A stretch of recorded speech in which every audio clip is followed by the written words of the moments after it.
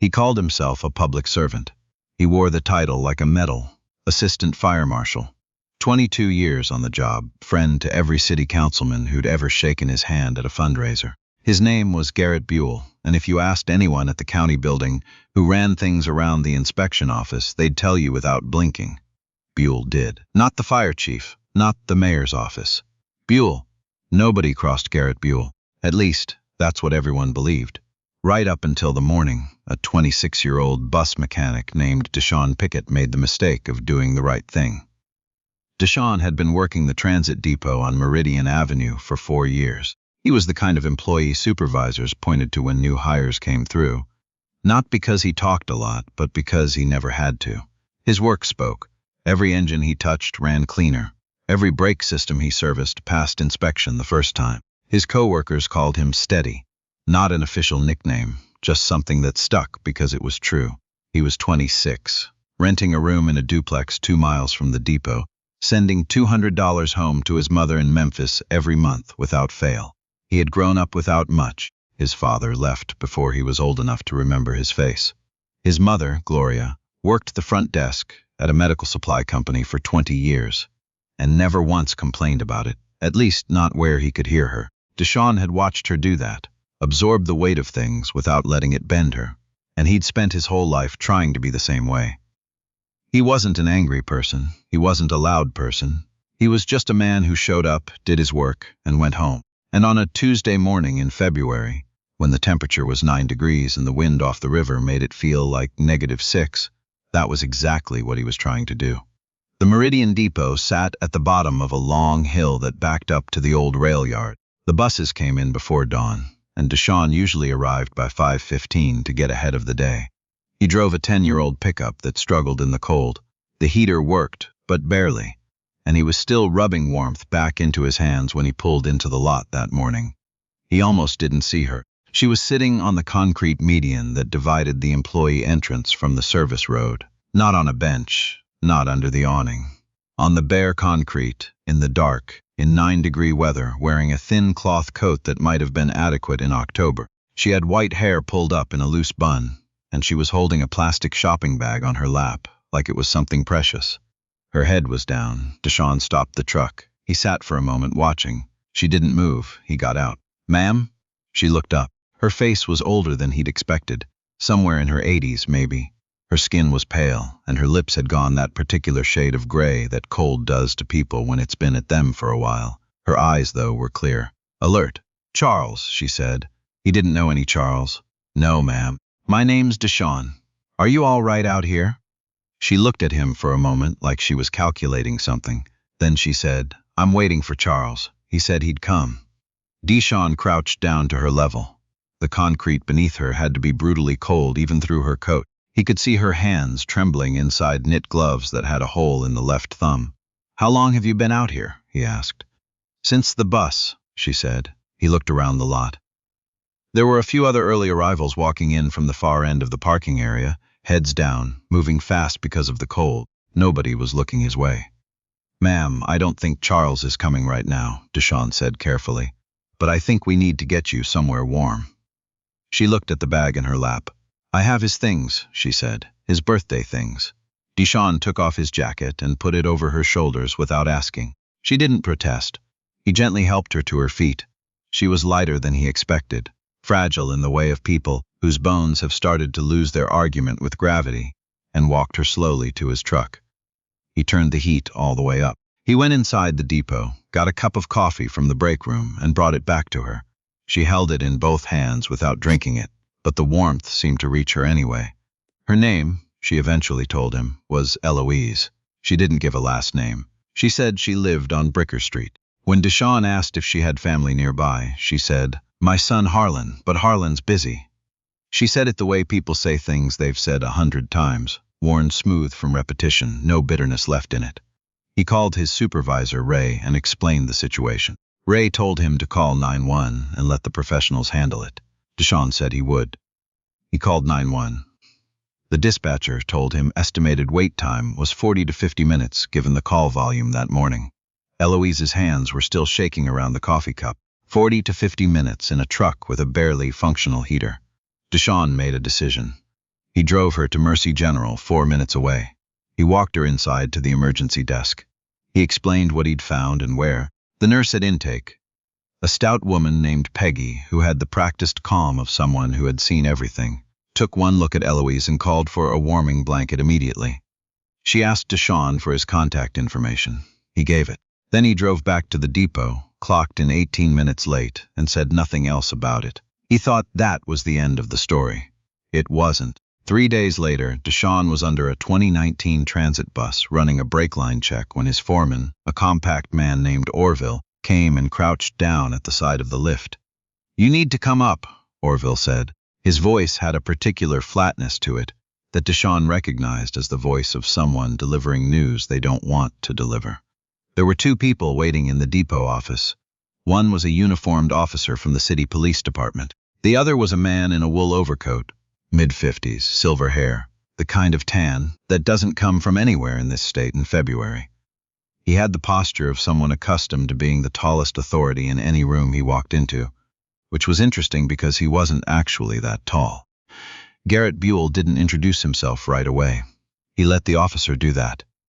Let the uniform carry the gravity of the moment. Let Deshawn stand there in his work clothes, with grease on his forearms, while Buell watched from the edge of the room like a man watching something he'd arranged. The officer explained that a complaint had been filed, that a Miss Eloise Fenn, age 83, had been transported without her consent by an employee of the transit authority, that her son had arrived at the hospital to find his mother disoriented and in an unfamiliar facility, and that the family had concerns about what had occurred. Deshawn listened. He kept his hands at his sides. He said, calmly, "I found her sitting outside in 9-degree weather. I got her warm and took her to the hospital because dispatch told me it would be 40 to 50 minutes for an ambulance." Buell spoke for the first time. "The city has protocols," he said. "You're not a first responder. You're a bus mechanic. You don't get to make medical decisions for elderly women who can't advocate for themselves." The word advocate sat in the room like something dropped deliberately. Deshawn looked at him. "She was hypothermic," he said. "That's a medical determination," Buell said, "which you're not qualified to make." Orville was standing near the door. He hadn't said a word. He looked at the floor. By the end of that day, Deshawn had been placed on administrative suspension pending a formal review. The city's legal office sent a letter to his home address. A complaint had been filed with the Transit Authority's HR department. The paperwork cited 3 things: unauthorized use of a personal vehicle for work-adjacent activity, failure to follow established emergency protocols, and, the one that made Deshawn read it twice, potential exploitation of a vulnerable adult. He sat at his kitchen table and read that phrase 4 times. Exploitation of a vulnerable adult. He put the letter down. He put his face in his hands. He didn't cry. He sat that way for a while, the way you sit when something is too big to process all at once and your body just needs a minute to hold still. He called his mother. Gloria Pickett had a way of listening that felt like standing in a quiet room. She didn't interrupt. She didn't tell him to calm down or that everything would work out. She just listened until he was done. Then she said, "Tell me about the woman." He told her about Eloise, the plastic bag, the birthday things, the gloves with the hole in the left thumb. "You did right," Gloria said. "It might cost me my job," he said. "I know," she said. "You still did right." Garrett Buell was not a simple villain. Simple villains are easier. They're mean because they're mean, cruel because cruelty entertains them. Buell was something more mundane and therefore more dangerous. He was a man who had spent 22 years building a careful architecture of influence, and Deshawn Pickett's actions, the quiet, uncomplicated act of carrying an old woman out of the cold, had destabilized something in that architecture. Eloise Fenn was the mother of Harlan Fenn. Harlan Fenn owned 4 properties in the Eastern District, 2 of which had pending fire code variance applications sitting on Buell's desk. Buell and Harlan had known each other for 11 years. They golfed together in the summer. Their relationship was exactly what it looked like, which is to say, it was nothing you could point to on paper. But everything in the way a phone call got returned in 3 minutes instead of 3 days. When Harlan had arrived at Mercy General to find his mother, who he'd assumed was home with her part-time caregiver, being treated for mild hypothermia, he'd had what could be described as a controlled panic. Not about his mother's condition, which the doctors assured him was minor and would resolve quickly, about where she had been found and who had found her, and what questions that might raise about where the caregiver had been when an 83-year-old woman with moderate cognitive decline had wandered outside. In February, he called Buell before he called the caregiver. Buell understood immediately. A city employee had inserted himself into a situation. There was a paper trail, hospital, intake, 911 records. That trail needed a different narrative layered over it before anyone started asking questions that moved in the wrong direction.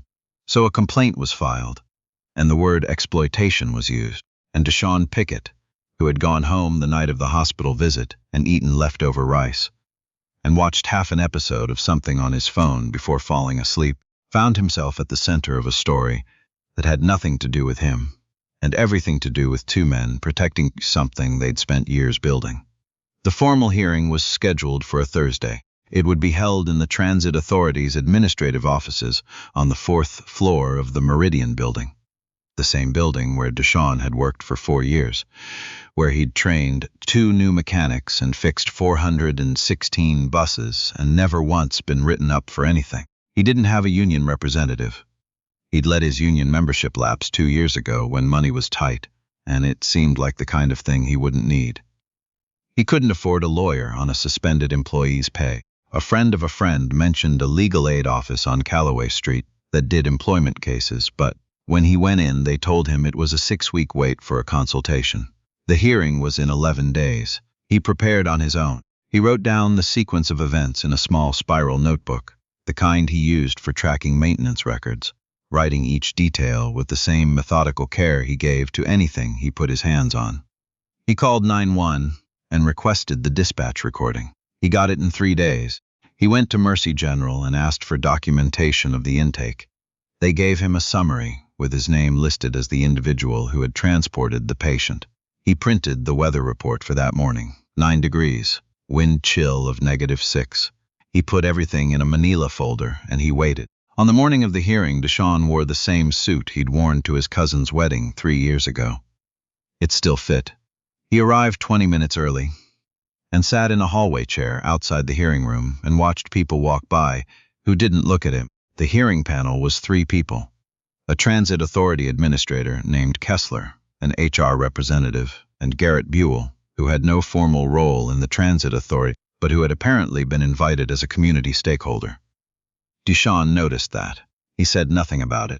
Buell sat at the panel table in his wool overcoat. He hadn't taken it off, and arranged a stack of papers in front of himself with small, precise movements. Harlan Fenn was in the room as well, seated off to the side in a chair near the wall, dressed in the particular way of men who've never had to think about what to wear to something like this. He had the expression of someone watching a process unfolding to his satisfaction. The administrator, Kessler, read the complaint aloud. Deshaun listened. It sounded worse when read out loud in a formal context, words like unauthorized transport and protocol violation and vulnerable adult filling the fluorescent-lit room. When it was Deshaun's turn, he opened his manila folder. He laid out the 911 dispatch recording. He laid out the weather report. He laid out the hospital intake summary. He explained each item in the same tone he'd used to walk through a brake inspection. Methodical, specific, free of drama. He said, the temperature was 9 degrees. Dispatch told me 40 to 50 minutes for response. I made a judgment call. I would make the same one again. Buell leaned forward. This isn't about the outcome, he said, and his voice had the particular smoothness of a man who had done this before, who had sat in rooms like this before, and won in rooms like this before. It's about an employee who decided to operate outside his lane. What happens when the next employee decides to make their own judgment call? Where does that end? The room was quiet. Then the door opened. Not dramatically, not with force. It simply opened the way a door does when someone has been waiting patiently outside it for the right moment and has decided the moment has arrived.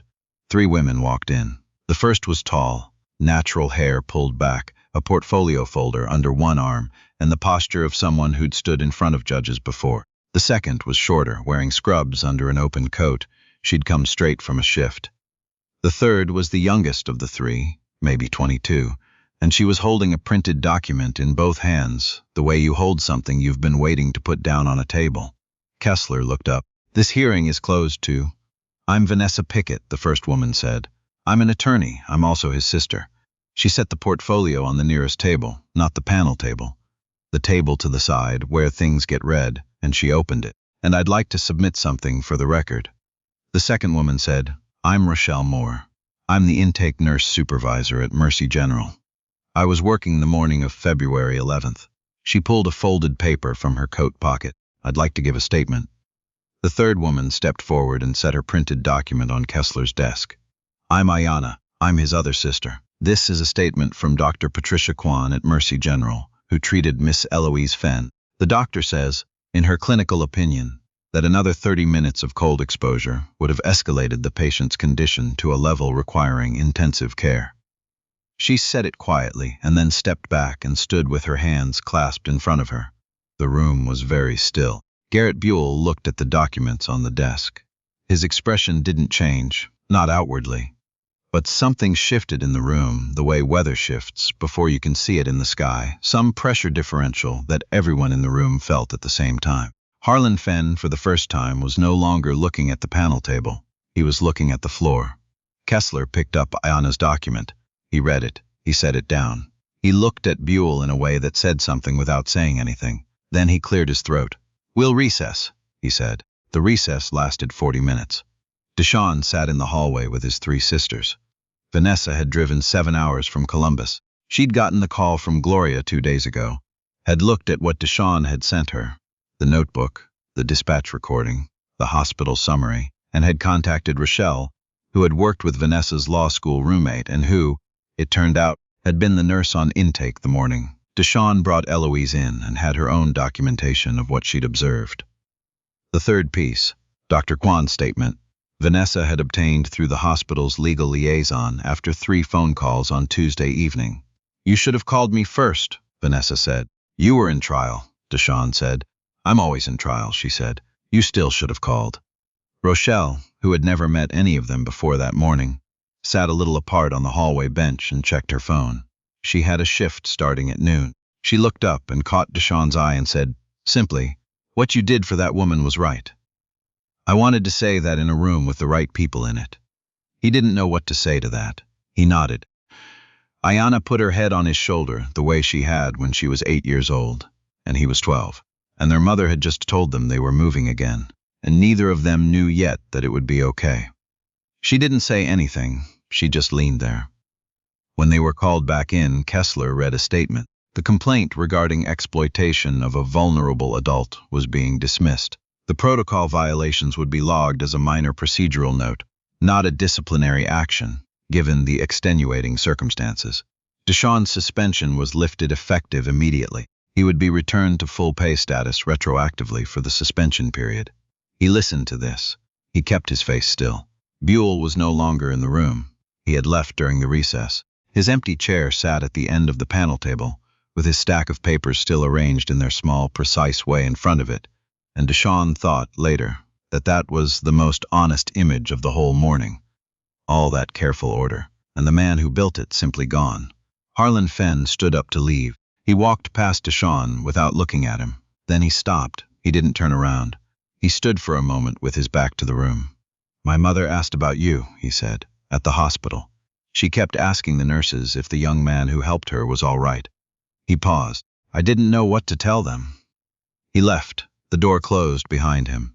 Deshawn went back to work the following Monday. He didn't make a statement. He didn't post about it. His foreman, Orville, found him under a bus within the first hour and crouched down at the edge of the lift the same way he had 11 days ago, and said in a different voice than the one he'd used then, "Glad to have you back, Steady." Deshawn said, "Thanks, Orville." He thought about Eloise Fenn sometimes in the weeks that followed. He thought about the plastic bag on her lap, the birthday things inside it for Charles, whoever Charles was. Maybe a husband, maybe a friend, maybe a son, from some chapter of her life that no one still living remembered the same way she did. He hoped she was warm. He hoped someone was making sure of that. He thought about what it means to be someone who stops. Most people don't. Most people see something at the edge of what they were planning to do with their morning, and they calculate the cost of involvement, and they move on, not out of cruelty, but out of the ordinary self-preservation that gets you through a day. Deshawn had never been able to do that. He didn't know if it was his mother's influence, or just the wiring he'd come with, But stopping was the only thing that had felt possible when he'd seen her sitting there on the concrete. He couldn't unknow what stopping had cost him either. The 11 days without pay, the folder of documents he'd built from scratch, the suit that still smelled faintly of his cousin's wedding, the particular weight of sitting in a hallway chair while people in a room decided what your act of decency was worth in administrative terms. But he also couldn't unknow the moment the door had opened. He thought about that a lot. The door just opening. Vanessa walking through it with her portfolio. Rochelle coming straight from her shift, Ayana with her printed paper held in both hands. Nobody asked them to come. He hadn't called Vanessa. She'd found out through Gloria. Rochelle had no stake in this beyond what she'd witnessed. Ayana had driven 4 hours on a Wednesday and gone back home the same night. The thing about doing right is that it rarely announces itself in advance as the correct choice. It usually just looks like the obvious thing. The only thing. The thing your hands are already doing before your head has finished arguing. And then later, sometimes, it turns out that you weren't as alone in it as you thought you were. That there were people moving toward you in the hallway outside the room. People you didn't know to call. People who showed up because the call had already been made in some older, quieter way. Through the way you'd lived, the things you'd done, the version of yourself you'd put out into the world before any of this happened. Deshaun Pickett went back to work. He checked brake lines and replaced fuel filters and showed a new hire how to read a transmission diagnostic without the code reader. He bought his mother a winter coat, the good kind, the kind that goes to the knee, and shipped it to Memphis before the end of February. Somewhere on Bricker Street, Eloise Fenn sat in whatever room she sat in, and she may or may not have remembered the young man who had stopped. Some mornings she probably remembered clearly, the way memory sometimes cuts through everything else and delivers a single scene with perfect precision. Other mornings, it was probably gone, dissolved into the general softness that had settled over the edges of her days. But Mercy General still had the intake record, the 911 dispatch office still had the recording, and somewhere in the Transit Authority's administrative files, logged as a minor procedural note and nothing more, was the record of a day when a man did a simple thing and the world tried to make it complicated and, in the end, didn't manage to. There are people in every city who hold things together with their hands and never get credited with the holding. They drive the buses and fix the engines and carry the loads that make a city function at the level nobody thinks about until it stops functioning. They are not celebrated. They are often invisible. They are sometimes, when the wrong person decides, they are inconvenient, made into problems. But they are also, frequently, the people who stop when everyone else keeps walking. And that is worth something. That is worth something significant, even when no one is watching. Especially then, think of someone you know who has done that, who stopped when it would have been easier to keep going, who showed up when the showing up cost them something. There are more of them than we tend to say out loud. It matters to say it.